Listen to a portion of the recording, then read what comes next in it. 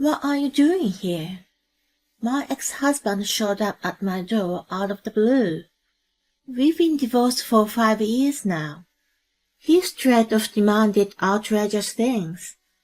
Come to my parents' funeral with me. We are going to rekindle our marriage, and I need you to be there. What the hell? What's he talking about? He keeps repeating the ridiculous statement. I gave him a dirty look and lashed out. You and I are strangers now. There's no way I'm going to attend the funeral of your parents, who are assholes just like you. My name is Patty, and I am a 28-year-old office worker. After graduating from university, I was working hard at the company where I started my career and climbed up the ladder. My work seemed to suit me very well, and I felt more alive when I was working. But then something happened that changed my life. It was the encounter with Andy, who later became my husband. I met him through work. He worked for a client company and carried a calm and gentle air that enveloped his surroundings. I was the type to work briskly, so it was refreshing to see him work at his own pace without constraint.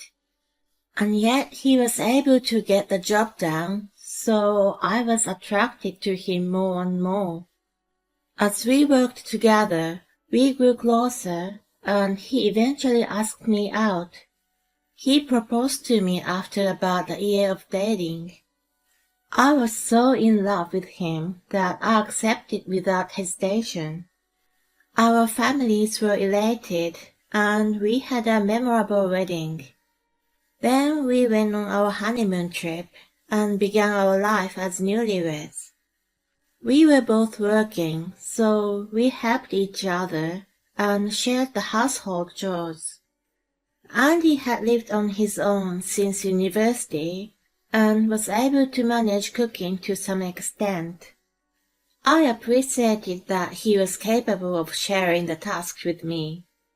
It allowed me to focus on my work, and I was grateful for having a considerate and dependable husband. Then I got pregnant. While I was very happy to have a child, I wanted to work a little longer. I planned to take a year-long leave to focus on my baby and then return to work. Andy agreed with my proposal. Then the baby was born. She was a healthy little girl. We named her Lydia. Andy was overjoyed, and his parents and I were also delighted to welcome her.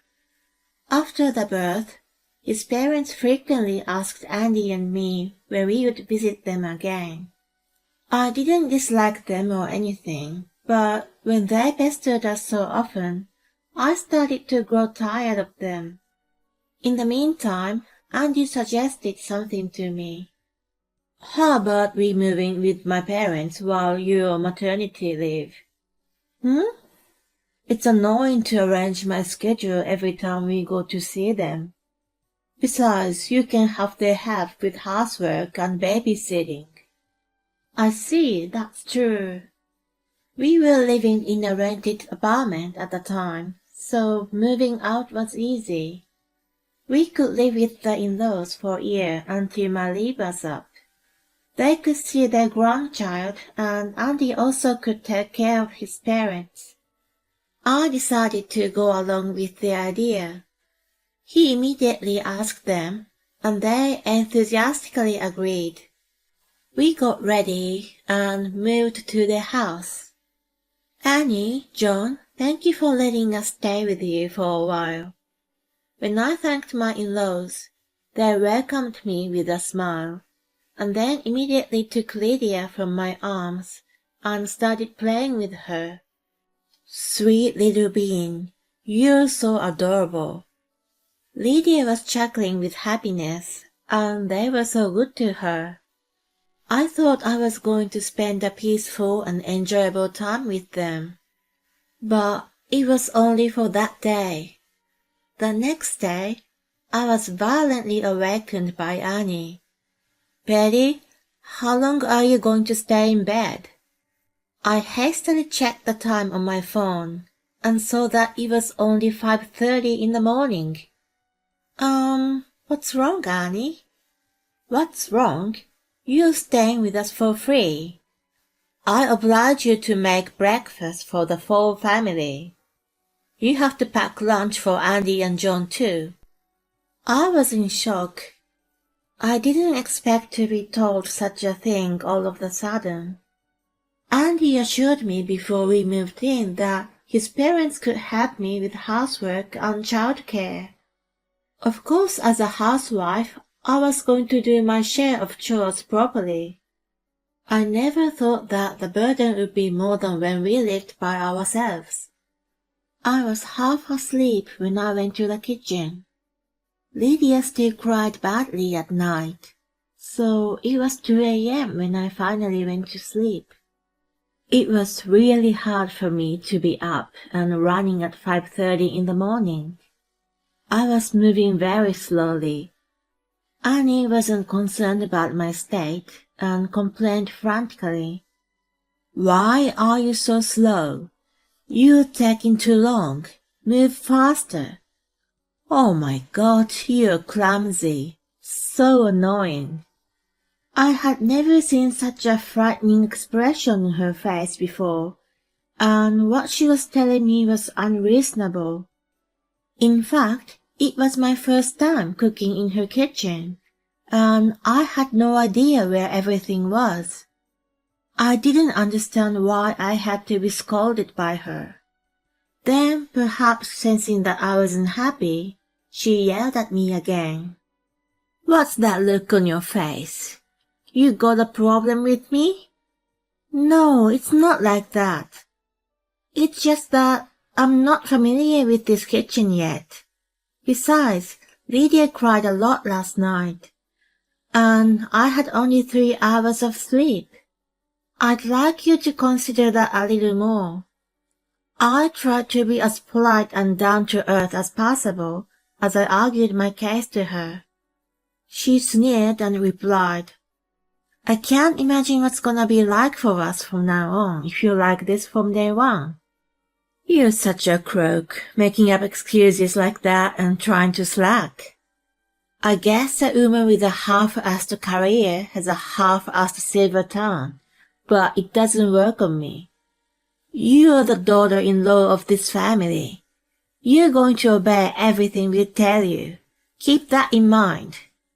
She ordered me to finish making breakfast and lunch boxes, and then she started watching TV as she lounged on the sofa with a coffee. Soon after, Andy and John got up and sat down at the dining table. Annie also joined them, and to my surprise, she started ranting to them about how useless and bad a cook I was in front of me.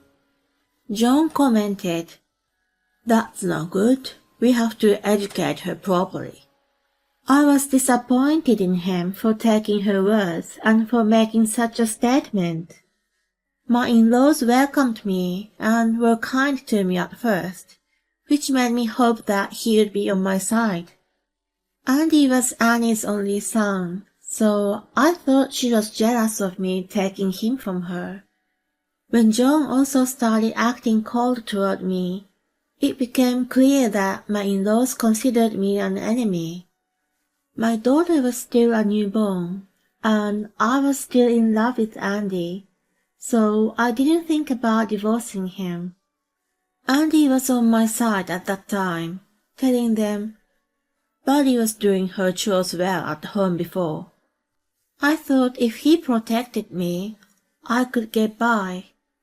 Besides, we were only living together for a limited time while I was on leave. If I just put up with them for a little while, there would be no problem. It turned out I was naive. Their bullying became even worse. "Patty, hurry up and go buy the snack I asked you for."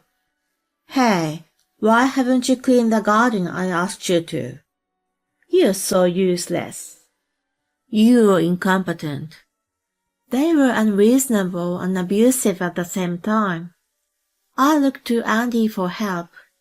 Guys, don't be too hard on her. That was all he said, and went to lay on the sofa as if he had nothing to do with it anymore. I expected him to be sterner with them, but he avoided making eye contact with me.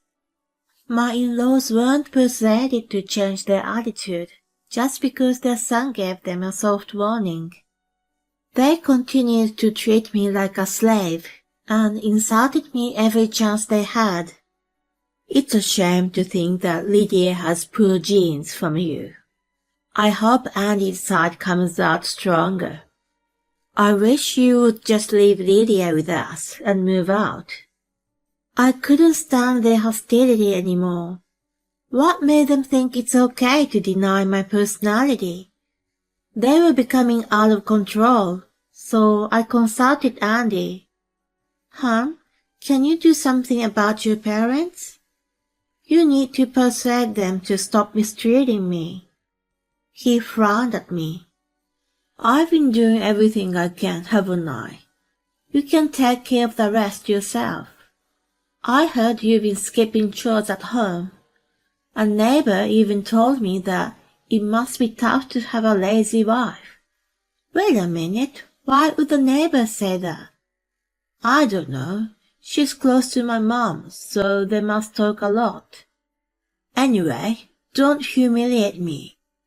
Are you kidding me? Are you saying that it is all my fault too? No, but if you'd behaved yourself, Mom and Dad wouldn't have complained. I was shocked by his comment.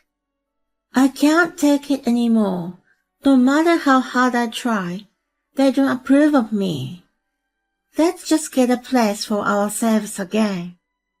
We've been living here for more than half a year. They must have had enough time with Lydia now.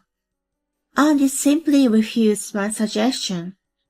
Why not? I told them we would stay with them for a year. If we leave now, I'm breaking my promise. I don't want to hurt them. Jesus, so will you promise me that we'll move out after a few more months? Sure, I promise.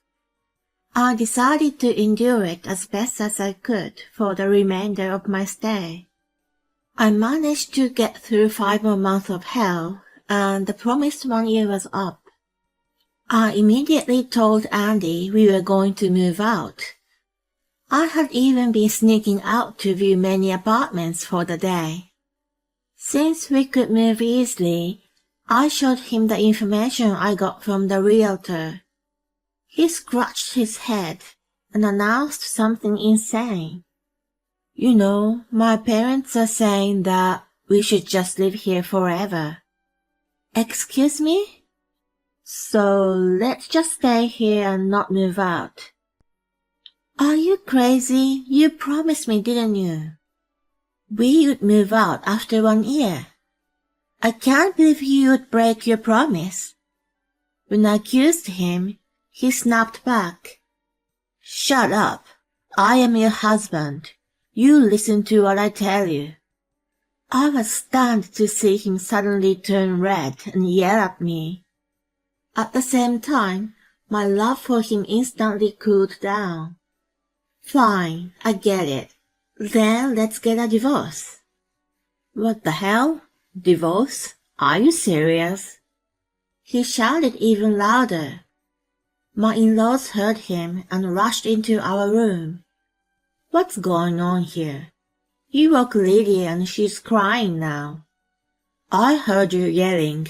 Don't tell me this thing is giving you trouble. Who was he referring to by this thing? Their behavior seriously pissed me off, and Andy was on their side. Yeah, Dad. This thing wants to get out of here as soon as possible. It's been talking about getting a divorce. When Andy explained, they became furious at me. You're a piece of work. You really are a lousy woman. Get a divorce, Andy. She asked for it, so just get rid of her and let us take custody of Lydia. We'll be a happy family then. Andy seemed to be convinced by her. That makes sense. I haven't done anything wrong. Even if I refuse to divorce her, she's forcing me to leave. That's fine. I'll give it to you. Let's hurry up and file for it. He triumphantly declared. I got ready and went out. Then I brought the divorce papers back home. Oh, you're back. Who's that guy? Andy and his parents were puzzled, looking at the man in a suit standing next to me. He's my attorney I've been consulting with for some time. I thought that maybe things would turn bad, so I've been preparing for it. When they heard the word attorney, they flinched. Why do you need him? Did you think I was gonna keep quiet and let you guys get away with it? I recorded all the insults that came from Annie and John with a voice recorder, and wrote about them on my blog as evidence. I also kept the records and proof that I consulted you about it. I took all this to my attorney, and he assured me that I had a valid case against you all. So I'm divorcing you and taking Lydia with me. I'm also going to charge you alimony and child support for all the emotional pain and suffering you have caused me. They all turned pale listening to my declaration. They never expected me to be prepared for this. Andy seemed to understand that he was being pushed to the edge of a cliff. Wait, honey. All right, I'm sorry. Let's leave this house and live happily with only the three of us. I'll do as you say. He abruptly changed his attitude, but it was already too late. You and your parents are the three of you now. You three lousy adults can live happily together. If I keep Lydia here any longer, she will be influenced by you guys. I refuse to be with in-laws who enjoy bullying and a son who encourages it. I want you to sign the divorce papers now. He was agitated by my firm stand, but when my attorney mentioned that it'll go to court if he refused, he reluctantly signed them. I was able to get custody of Lydia and get away from Andy and my in-laws at the same time. Andy was to pay alimony and child support, but my revenge did not end there. The evidence I collected was sent to nosy neighbors and Andy's boss. As a result, the unbelievable behaviors of my ex-in-laws spread throughout the community in no time. They were shunned by the neighbors, and Andy was scorned by his co-workers. He worked hard while feeling ashamed to pay alimony and child support. 5 years had quickly passed since the divorce. One day, an unexpected person showed up at my house. What are you doing here? It was Andy. I hadn't seen him once in 5 years, as he had refused to see his daughter. So why did he suddenly show up? His threat of demanded outrageous things. Come to my parents' funeral with me. We are going to rekindle our marriage, and I need you to be there. What the hell? What in the world was he talking about? Why do I need to do that? If you do, that'll give me a little more grace period. I have no clue what you're talking about. He seemed quite impatient and started revealing what had happened since the divorce. His parents got used to making me do all the housework for a long time, and they became too lazy to do it themselves. They ended up hiring a housekeeper, but they are just an ordinary family. It was too expensive to sustain the lifestyle, and yet they could not give up. So they started borrowing money from a loan shark. Andy was shunned by female co-workers at work and was in agony from being unable to meet women. He tried to make a move on the housekeeper and was reported and arrested.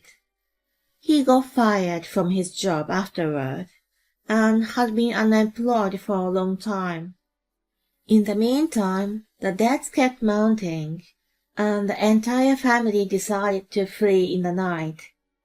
John, who was driving in the middle of the night, accidentally turned the steering wheel on the mountain road, and the car slid and spun around. As a result, his parents died at the scene, and only he survived. He was left with a large amount of debt with additional medical bills. The debt collector found out where he was, and he was in a desperate situation. He told the debt collector that he would get back together with me, who was making good money, and he would make me pay them back at the funeral. Of course it was none of my business, and I had no obligation to help him. Please help me out. I have nobody but you now. Let's be married again, love each other, and raise Lydia together. He begged me on his knees. I glared at the man who kept talking selfish nonsense. Enough! You and I are strangers now. There's no way I'm going to attend the funeral of your parents, who are assholes just like you. You made a debt on yourself.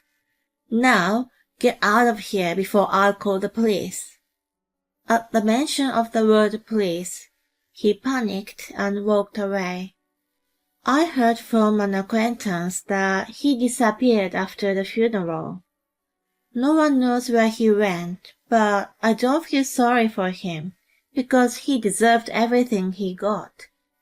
I'm raising my beloved daughter, who is growing up to be a sweet little girl, with the best care I can give her. I'm also determined to do my best at my job and make the most of my life.